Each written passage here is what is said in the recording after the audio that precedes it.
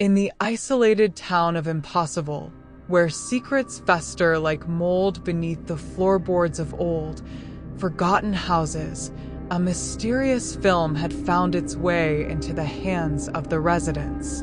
The film was no ordinary piece of cinema. It bore the title Resgate Impossible / Filme Completo Dublado / Guerra, Acao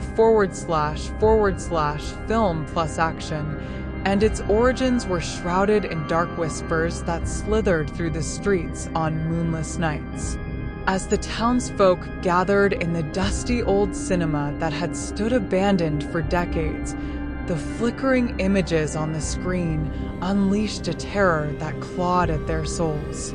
The film depicted a group of soldiers trapped in a war-torn city, their mission a desperate quest for survival amidst chaos and destruction.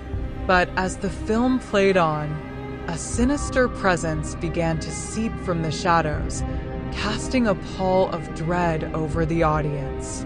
In the front row sat Clara, a young woman with haunted eyes that spoke of ancient sorrows. She watched the film with a sense of foreboding, her hands clenched tight in her lap. Beside her sat Eduardo, a war veteran whose haunted gaze mirrored her own, his fingers tapping a restless rhythm on the armrest of his seat. As the film reached its climax, a figure stepped out of the screen, a spectral soldier clad in tattered fatigues and bearing a rifle that gleamed with malevolent intent. The audience gasped in horror as the soldier stalked through the aisles, his eyes alight with a twisted hunger that chilled the blood.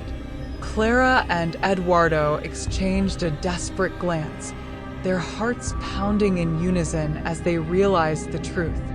The film was no mere illusion, but a gateway to a realm of unspeakable evil. With trembling hands, Clara reached for Eduardo's arm, clinging to him as the soldier drew closer, his breath a foul whisper against their necks. "We have to escape," Clara whispered, her voice barely more than a breath on the wind. Eduardo nodded, his jaw set in grim determination as he rose from his seat, pulling Clara to her feet. Together, they turned and fled into the darkness of the cinema, the soldiers' mocking laughter ringing in their ears. Through winding corridors and shadowed halls, they raced, their hearts pounding with fear and adrenaline. But no matter how far they ran, the soldier was always close behind, his footsteps echoing like a death knell in the empty silence. At last, they burst through the rusted doors of the cinema, blinking in the harsh light of the outside world.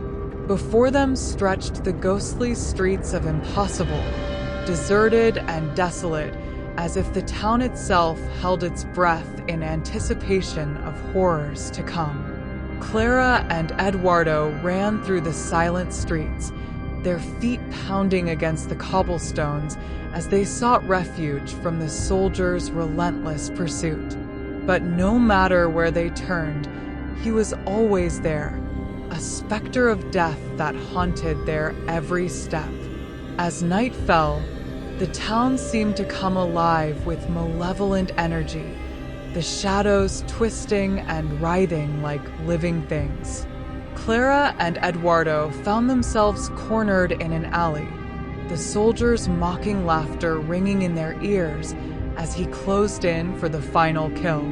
But just as all hope seemed lost, a figure stepped out of the darkness, a hooded woman whose eyes burned with an otherworldly light. With a flick of her wrist, she summoned a gust of wind that lifted the soldier from his feet, sending him hurtling into the maw of a swirling vortex that opened in the sky above. Clara and Eduardo watched in awe as the vortex swallowed the soldier whole, his screams fading into the night as the darkness closed in around him.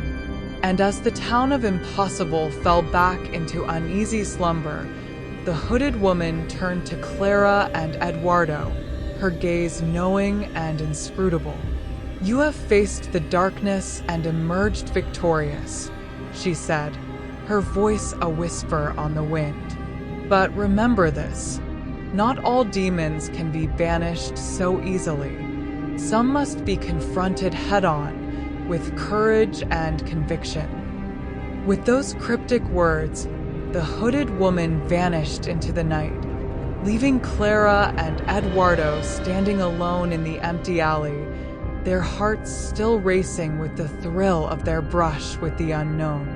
As they made their way back to the cinema, the town of Impossible seemed somehow different, as if the shadows that had clung to its streets had begun to recede, driven back by the light of their defiance.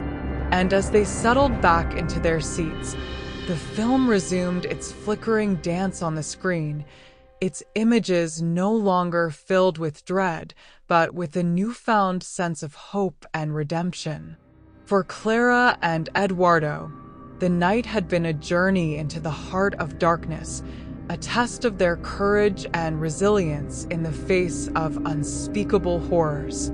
But as they watched the film to its bittersweet conclusion, they knew that they had emerged stronger, their bond forged in the crucible of fear and despair. And as the credits rolled and the lights of the cinema flickered out, they knew that the town of Impossible would forever bear witness to the night when two souls had stood against the shadows and emerged victorious.